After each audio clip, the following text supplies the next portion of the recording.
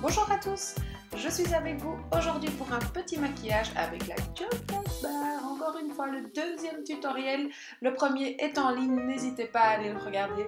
Et donc aujourd'hui, ce maquillage-ci, réalisé entièrement avec cette palette. Et donc je vous explique pas à pas toutes les étapes de ce maquillage.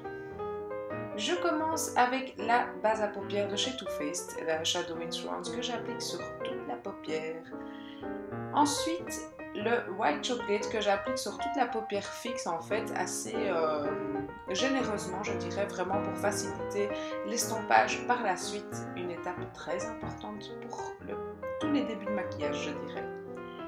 Le crayon un petit peu rose gold de chez Make Up Forever que j'aime beaucoup appliquer en fait en base pour chaque maquillage un petit peu rose gold comme ça. Ça permet d'accrocher la matière mieux et je trouve que ça intensifie quand même les fards qui vont suivre par après. J'estompe un petit peu au doigt légèrement juste pour pas qu'il y ait de démarcation et pour que ce soit bien estompé pour commencer. Ensuite, je vais appliquer en fait le fard rose qui est le Strawberry Bonbon et je l'applique sur toute la paupière mobile, vraiment sur tout le long de la paupière mobile. J'ai envie que ce soit bien intense, donc on insiste bien, on peut assez bien mettre de matière pour que ce soit bien rosé en paupière mobile. Ensuite, avec un pinceau très flou de chez Sigma, je vais un petit peu appliquer le Salted Caramel, qui est une couleur caramel un petit peu, et donc c'est vraiment juste pour réchauffer en fait cette transition de couleur et préparer en fait le cut crease. Donc c'est vraiment quelque chose d'assez chaud. J'aime beaucoup cette couleur, je l'ai déjà utilisée énormément. En fait, à chaque fois que j'utilise la palette, j'ai tendance à utiliser ce fard là en fard transition. J'aime beaucoup ce fard.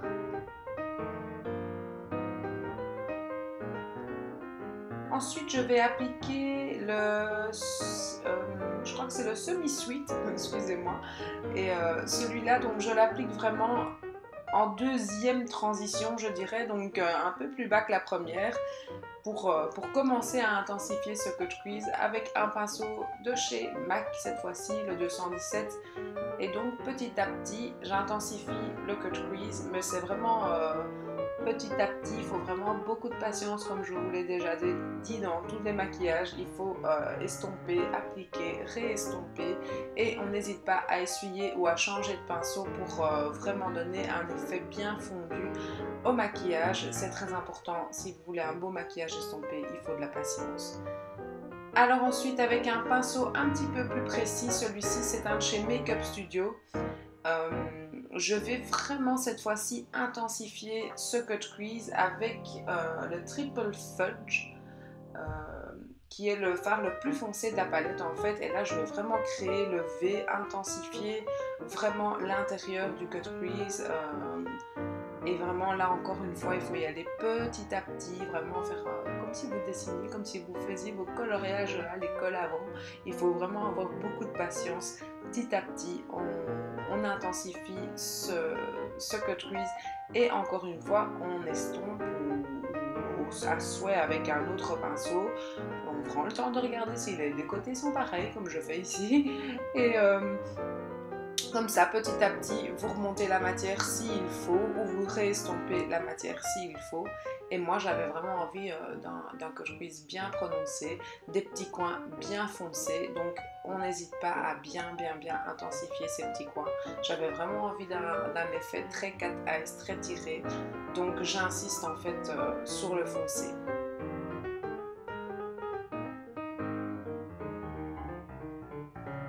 Et comme je disais, on estompe la matière au besoin, vraiment. Il faut de la patience, il faut réestomper pour éviter qu'il y ait trop de démarcation. Et au besoin, vraiment rajouter peut-être un petit peu le deuxième fard de transition ou le premier pour à nouveau reflouter. Et on réintensifie bien sûr un petit peu après l'estompage, puisque à chaque fois après avoir estompé, la couleur s'estompe un petit peu aussi du coup. Et si vous voulez vraiment garder cette intensité dans le creux, on refonce par après. C'est vraiment un travail où on continue et voilà, c'est le plus beau rendu.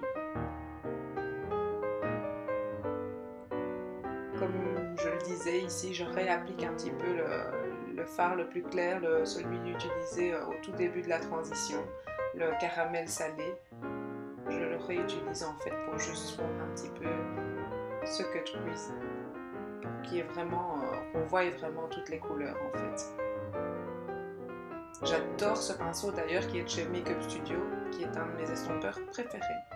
Et on redonne un petit peu de clarté en dessous du sourcil avec le premier fard, le White Chocolate, pour, voilà, parce qu'avec tout l'estompage qu'on a fait, cette couleur-là c'est un petit peu estompé aussi, et il faut garder la lumière en dessous du sourcil puisque j'aime les sourcils marqués et c'est très important pour moi. Ensuite, avec un pinceau de chez Nef Cosmetics, j'adore ce petit pinceau, il est vraiment bien, c'est le petit pink. Je fais le petit raccord encore toujours avec le Triple Fudge, la couleur la plus foncée de la palette, et donc j'intensifie un petit peu le ras de cils inférieur, histoire de faire un raccord entre les deux, et j'avais vraiment envie de foncer en fait ce côté-là. Je réintensifie également la paupière mobile avec le Strawberry utilisé au tout départ. J'ai vraiment envie d'un maquillage très lumineux et donc j'ai vraiment envie que le rose soit bien mis en évidence, et donc je réintensifie un petit peu cette paupière mobile qui avec tout cet estompage était un petit peu estompé. Donc voilà, j'ai envie d'une couleur intense.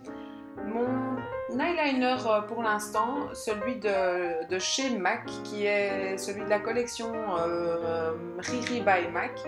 Et voilà, il est très sympa, il est waterproof et franchement il est vraiment super waterproof parce que ce truc tient vraiment du tonnerre. Il est vraiment même difficile à effacer. Il est vraiment très très bien cet eyeliner. Par contre après quand ça se met un petit peu dans les cils, il est un petit peu difficile à enlever. Il faut vraiment peigner ses cils avant de mettre son mascara. Sinon voilà, il est tellement waterproof qu'il cartonne vraiment les cils si vous touchez vos cils. Donc bon conseil, on peigne ses cils avant d'appliquer le mascara.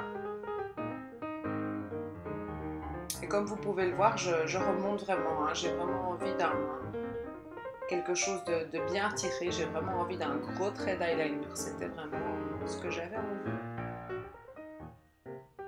Et j'en mets un petit peu dans le ras de cils inférieur, mais juste aux extrémités, quoi, juste le petit coin externe du ras de cils inférieur, juste pour intensifier un petit peu ce noir dans les petits coins, et tout légèrement.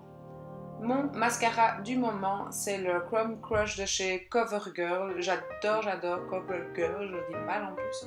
Mais j'aime beaucoup ce mascara pour l'instant qui est vraiment avec une brosse très facile.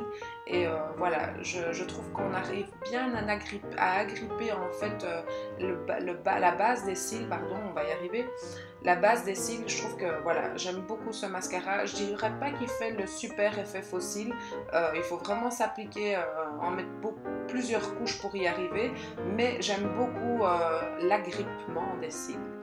Ici, mes boucles d'oreilles favorites du moment, je les adore, elles viennent de chez Six et voilà, elles sont très longues, mais j'aime beaucoup, hein. Vous savez, les boucles d'oreilles, moi j'adore quand c'est bien long et voilà, un peu spécial dès que ça sort de l'ordinaire, j'adore.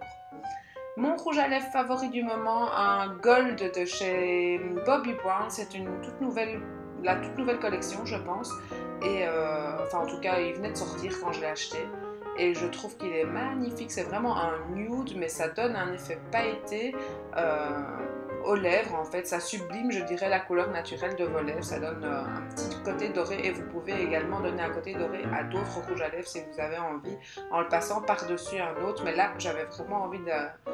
Mes yeux sont assez mis en évidence, donc on va laisser les lèvres un peu nude. Qu'en pensez-vous? Donc moi je l'adore ce rouge à lèvres, je l'aime vraiment bien. Et voilà, le tutoriel est terminé, j'espère que ça vous a plu. Mes petites boucles d'oreilles favorites, je vous les remonte, j'en suis tellement fière, je les aime bien. Et voilà, j'espère que ce tutoriel vous aura plu. N'hésitez pas à liker la vidéo si ça vous a plu. Et sinon, je vous dis à très bientôt dans d'autres tutoriels. Et à très bientôt. Je vous fais des gros bisous. Ciao!